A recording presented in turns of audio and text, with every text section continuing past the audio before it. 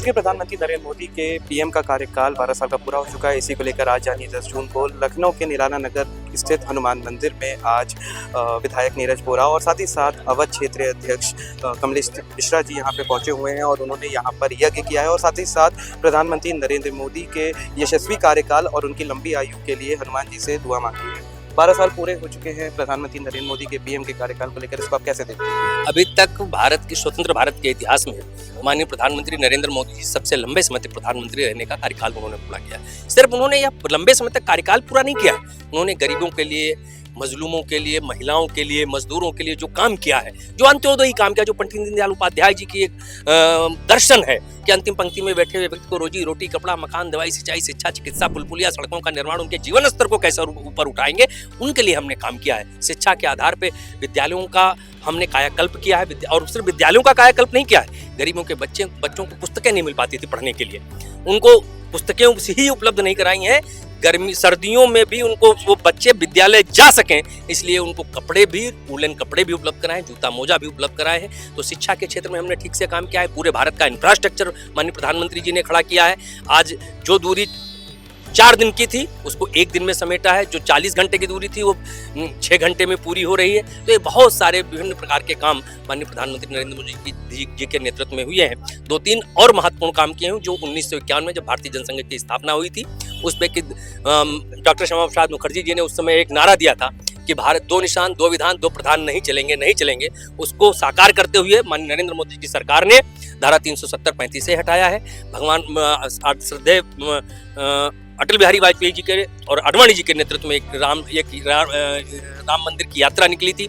तो आज 500 वर्षों से जो प्रतीक्षारत हमारी कई पीढ़ियां गुजर गई लड़ते लड़ते कि भगवान राम कब अपने रामलला कब अपने पुनः स्थान पर आएंगे, तो उस स्थान पर आए हैं। भगवान राम के भव्य मंदिर का निर्माण हुआ है और आज पूरे भारत का ही नहीं पूरे विश्व का सनातनी उनको प्रणाम करता है। मोदी जी को हम सब धन्यवाद देते हैं। उनका जीवन लंबा हो, उनका यशस्वी कार्यकाल हो और वो लंबे समय तक प्रधानमंत्री रहे।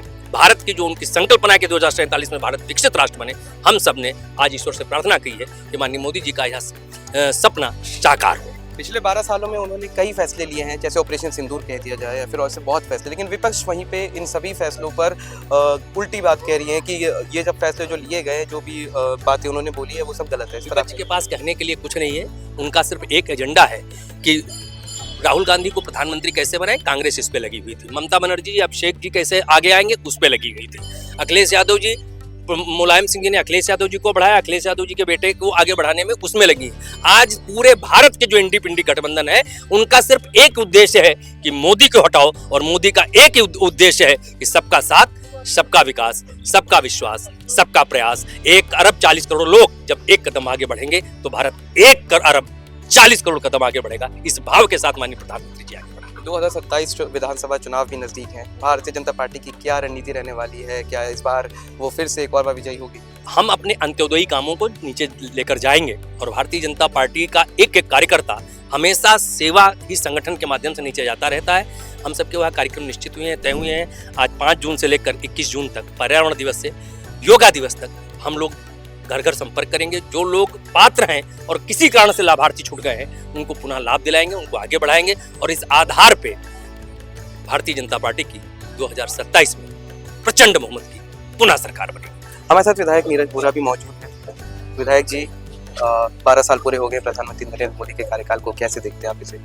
मैं तो इसे देशवासियों का, हम सबका सौभाग्य मानता हूँ कि एक ऐसा व्यक्ति जो जमीन से जुड़ा हुआ व्यक्ति, गरीब को क्या दर्द है उसको समझने वाला व्यक्ति, उसको इस देश की जनता जनार्दन 140 करोड़ लोगों ने मौका दिया, चुना और एक इतिहास रचने का काम जिन्होंने किया, और आज वो भारत के, आज़ाद भारत के वह प्रधानमंत्री हो गए जिन्होंने सबसे बड़ा कार्यकाल पूरा किया है। और आज के दिन हम लोग सब प्रभु से प्रार्थना करते हैं कि वो स्वस्थ रहें, दीर्घायु हों और ऐसे ही इस भारत का नेतृत्व करते रहें। भारत का मान सम्मान, स्वाभिमान, गौरव जो मैं कह सकता हूँ कि खो गया था, उस गौरव स्वाभिमान को उन्होंने वापसी कराने का काम किया। पूरी दुनिया के अंदर सभी ताकतवर देशों के मध्य यह कहना कि भारत एक ताकतवर देश है और उसे सिद्ध भी करना, विभिन्न उदाहरणों के माध्यम से सिद्ध भी करने का काम किया और देश की दुनिया के सारे लोगों ने इसे स्वीकार भी किया।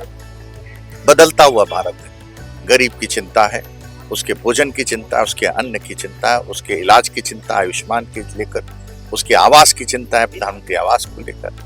हर तरीके से अगर देखा जाए, एक फुटपाथ पर काम करने वाला, एक ठेले वाले की चिंता, इस तरीके से विभिन्न कार्यक्रमों के माध्यम से उन्होंने, जो पंडित दीनदयाल उपाध्याय संस्थापक थे इस पार्टी के, उनके उस रोड मैप को पूरा करने का काम किया है। और मुझे लगता है कि अगर उन्होंने अच्छा काम किया है तभी तो है कि भारत में जब चुनाव हो रहे हैं, कहीं भी चुनाव हो रहे हैं, तो बार बार लोग कमल के फूल को जिताने का काम करते हैं।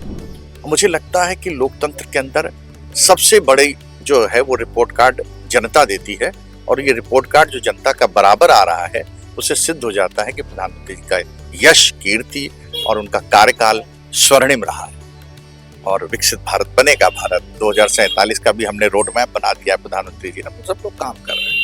हाल ही में आपने श्री राम कथा का भी आयोजन किया था, जो 9 दिन का था। उसमें स्वामी रामभद्राचार्य जी महाराज जी आए थे, तमाम दिग्गज नेता भी वहाँ पहुँचे, सभी ने आपके इस कथा की तारीफ की है। क्या आप लखनऊ वासियों को और पूरे प्रदेशवासियों को आप संदेश देना चाहेंगे? ये राम जी का आशीर्वाद है, ये हनुमान जी की कृपा है। लखनऊ लक्ष्मणपुरी जो है उसके नगर देवता भी हनुमान जी हैं हमारे, और पूरे जेठ के हर मंगल को हम लोग बड़ा मंगल के रूप में मनाते हैं। तो हनुमान जी की विशेष कृपा हुई है लक्ष्मणपुर वासियों पर। रामलला अपने दिव्य भव्य महल में अयोध्या में विराजमान हैं, और मैं समझता हूं कि रामलला जिस दिन उस दिव्य भव्य महल में आए, उसी दिन से रामराज की कल्पना साकार होने लगी। आज गरीब की चिंता हो रही है, सुशासन की बात हो रही है, कानून की बात हो रही है, वो सब दिखाई देता है। और विशेष रूप से जगतगुरु रामभद्राचार्य जी महाराज का यहाँ आगमन हम सब के लिए एक विशेष आशीर्वाद के रूप में था। और उनका ये कथन, जो आज तक तो उनका कथन कभी गलत नहीं हुआ, कि पुनः कमल खिलेगा और कमल खिलेगा और इसी तरीके से उत्तर प्रदेश सर्वोत्तम प्रदेश बनेगा। हम सब लखनऊ वालों के लिए, उत्तर प्रदेश वासियों के लिए एक शुभ समाचार है, एक आशीर्वाद है।